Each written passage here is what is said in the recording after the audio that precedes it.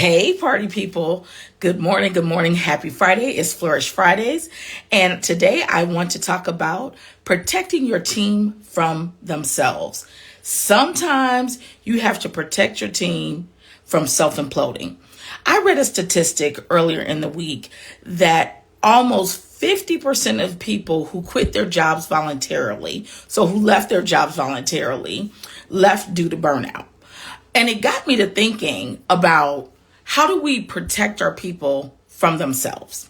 And I remember probably, about 4 years ago, I saw an episode of Undercover Boss. If you've ever seen this show, let me know in the chat if you've ever seen this show. Well, what's super cool about Undercover Boss is that a lot of times we, as the owners of our business, we make policies. We come up with ideas that we think are just amazing policies, amazing ideas, only to find out that it's not practical and it don't work. And how this happens is we're so far removed from the work that sometimes we forget how things should go. So I'll never forget on this episode of Undercover Boss, this was a restaurant. And the boss had come up with these wait times, like how you had to get things out at a certain time and you had to keep certain things clean. Like he had this timeline. Well, if you know the premise of Undercover Boss, you know that the boss goes in and people don't know it's the CEO, right? The employees don't know it's the CEO because they change their appearance. And I always say 9 times out of 10, most folks don't even know who their CEO is in those large companies anyway. So they could have walked in as themselves and folks wouldn't have known, okay? But they change their appearance. They come in, they apply for a job, and they're like, oh, okay, I'm just here to work. And so they start to do the job. And the guy was trying to work the register, keep in mind, with the policy that he created. And he could not get it done. And he was like, oh, hell, like maybe this wasn't the best idea after all. Maybe this wasn't the best idea after all. Now, that was a TV show. Let me bring you to real life where I made that exact same mistake. I'll never forget. Our studio was growing like crazy and we were a 1-room studio. So that meant that time was of the essence in order to maximize the number of people who could take classes at our studio. And so I had come up with this bright idea that as opposed to leaving 30 minutes in between each class, I was going to reduce it to 10. I'm like, we got a front desk person. We got instructors. This should not be that hard. We can do this. Yay, team. Let's go. High five. Let's do it. OMG. So here's the thing. Nobody on my staff complained. If you're taking notes and you're a leader, this is why this is titled Protect Your Team from Themselves. Because not everybody is going to speak up when something's not working, especially if you don't invite them into a conversation around it, which I did not, okay? I always tell people, you will learn more. If you just stick with me and follow me and listen to me, you will learn more from my mistakes than maybe even what I teach, because I'm so honest about my mistakes. So 10 minutes, we can do this, go team. Nobody complained. I did not inquire about it. That was my mistake. Anytime, if you're taking notes, anytime you implement a new policy, you need to follow up with your team and ask them, how's that going for you? How's this working out? Is this really efficient as I thought it was? What issues are coming up? Invite your team into that conversation so you're not making decisions from the ivory tower, right? So anyway, back to me and my dumb mistake. So I'm like, 10 minutes, we got it. Well, my front desk person called off sick one day, and I had to go in and fill in for her. And imagine my sheer horror when we were trying to transition classes in 10 minutes. People were stopping at that desk. They had questions. Folks want to buy stuff. all this. And I'm like, oh my God. Now the doorbell is ringing. I'm trying to buzz people in because we got this little buzzer thing in the back. The phone is ringing. I was like, why didn't anybody tell me how crappy of a policy this was? How crappy of a decision this was? Your team may not always speak up, but they will quit. They might not tell you, and you might not find out the reason until they on Glassdoor talking about you.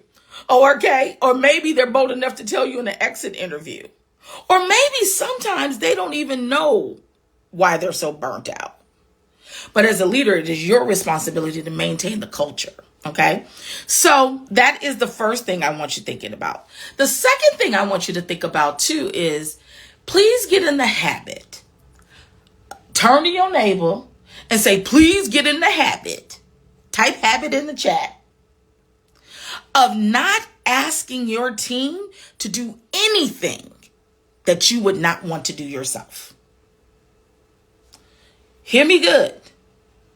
Don't ever get in the habit of asking your team to do something you would never do yourself. What's an example of that, Leslie? I'm so glad you asked. I always say, if I'm going to tell my team that they need to be there 30 minutes before their class starts, if I'm having a meeting with my team, I model that behavior by making sure that I'm there 30 minutes before our meeting. Or if I was teaching a class, I made sure I modeled me being there 30 minutes before class. Because it's real easy for us to get into the habit of what my mama used to say sometimes. You do as I say, not as I do. But here's a rule in leadership that you need to remember and retain. People follow what is modeled. Ooh, that's good. People follow what is modeled. And so if you want your team to do something, you need to model it. Don't hire somebody. I tell people this all the time, especially when they're hiring their first management level employee. Don't hire somebody to do all the bull crap that you don't want to deal with. If you would not want to sit on the phone all day and be cussed out, don't put a person in a position where that's their only function all day is to be cussed out. And if that is part of their job, like their customer service or whatever, make sure that you're building in breaks for them. Make sure you're building in time where they're off of the phone so they can do something else and take care of their mental health. Make sure that you are not asking people to do things you wouldn't want to do. People don't want to be dumped on. Yeah. And your quest to delegate as a leader and your quest to scale, we want to make sure that we're caring for our people and we're not dumping on them. Right. So think about how you would feel doing that. Another example for me, as I'm going to move into, I'll hold off on that example. Stay with me. I'll hold off on that example. So that's the first point. Don't ask people to do something you would not want to do. Don't dump on your people. Second is, don't expect your team to do everything you would do. Now, I know you're thinking like, okay, wait a minute. You just said, don't have your team do anything you wouldn't do. And then you're like, don't expect your team to do everything you would do. Here's the point of the matter. Honey bunches of oats. Come real close to the screen. Come real close. It's your business. You are taking the lion's share of the profit. So, of course, you're going to do more than your employees do. And you are setting yourself up for mental torture if you compare your team's performance to your performance. If you want to keep yourself in bondage mentally, if you want to keep yourself disappointed with your team, if you want to keep yourself frustrated, put the requirements that you have for yourself on your team. Nobody should ever work as hard as you do in your business. Nobody should ever do that. And even when you have as many people in place as I do, where I have management team and I have a large staff, I have all those things, I still feel like I work the hardest.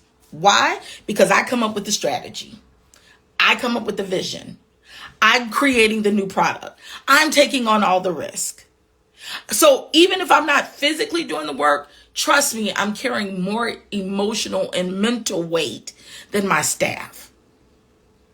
Don't expect your staff to take on the same level of responsibility as you carry on your shoulders. Because if you do, you're going to be disappointed. Make sense? Yes. If this makes sense, if y'all tracking with me, if you following this bouncing ball, put a 2 in the comments. And then finally, you must protect your people from themselves, which was the title of this live. Let me give clarity and context around how you protect your people from themselves. Remember the statistic that I gave in the beginning, that over 50% of people who quit their jobs quit due to burnout? When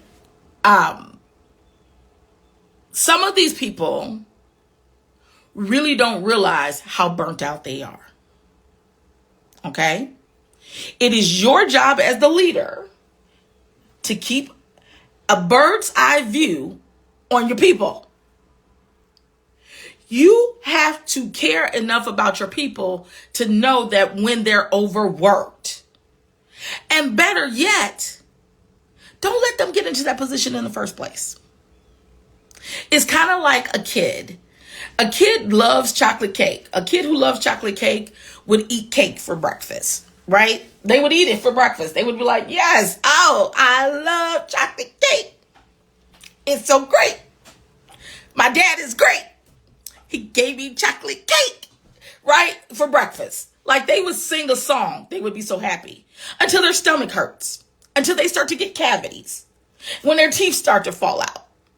Those sorts of things. And then they would look at you like, Mom, Dad, why did you give me chocolate cake?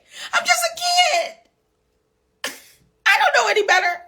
Now, I'm not comparing our employees to children, but I am saying that sometimes people will do something that's not good for them because they think it's pleasing you. Or maybe it's a situation where an employee has a financial goal, right? And they want all this extra overtime because they got this goal, whether it's to buy a home, pay off some student loans, whatever it is. And they're like, yes, yes, yes. Put me on the schedule. I'll take more classes. Give me more classes. I'll work 14 shifts. I'll work 80 hours this week because they got a goal, right? But they're wearing themselves out. I had a rule in my studio that no instructor could teach more than 2 days a week. If I didn't, and you probably think, well, that's because you got a staff of over 30 people. You were able to do that. No. No. When I had a smaller team, that was still my rule. So what did that mean? That mean that I made a little bit less money than what I could have, because I didn't have enough team to teach all those classes, but I refused to let my team get burnt out. I know what it's like to lose your excitement for a job because it becomes a job. And in most boutique businesses, especially in unconventional industries, people ain't making crap tons of money. They're doing this because they love it. And I want to keep my people loving it. I want to keep my people engaged. I want to keep my people involved. I want to keep my people protected mentally and emotionally as well. And so even though they have a good heart, even though they may have a goal, even though they may want to, you as the leader have to say no. Okay? So these are, if you want to keep people around, and my tenure is just unbelievable for the type of business that we run. My people have been around 6-7 years. Unbelievable. Especially when you ain't making crap tons of money because you're working for a small business part-time. This is how you keep people around. If you want to step away from your business, and you want someone to step up in your place. You have to learn how to nurture and care for the people in your space. So for those of you who are just joining or who watch this on the replay, yes, podcast listeners, I am doing work smarter, not harder. I'm doing this live on Instagram. This audio is going to be ripped and put on the podcast. So if you want to see my pretty face, ding, ding, ding, ding, ding, ding, ding, you can come over to Instagram and watch the video there as well. Because this is one of those ones where you might need to listen a couple of times. But to recap, never ask employees to do something you would not do yourself.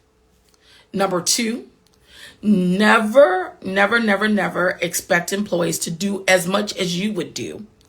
And thirdly, don't let your staff put themselves in situations that would harm them emotionally. Protect their peace. Be the leader that you're called to be. All right, my loves, until next Friday. I only go live on Fridays because it's all about your flourishing on Friday. I hope you guys have a great weekend. As always, there's nothing more valuable than your time. And so I don't want to waste it. If this has been helpful to you, share it with another entrepreneur who needs it. If you're an employee, thank you for being here. Polarani, I hope I said it right. Share it with somebody who needs this. If you happen to be an employee who's listening to this and you think your leader needs to hear it, anonymously say, oh my gosh, this woman, I found her on the interwebs. What do you think about what she's saying? Do you agree? Engage them in the conversation. But thank you so much for being here. I pray that you guys have an amazing weekend. And until next Friday, grace and peace.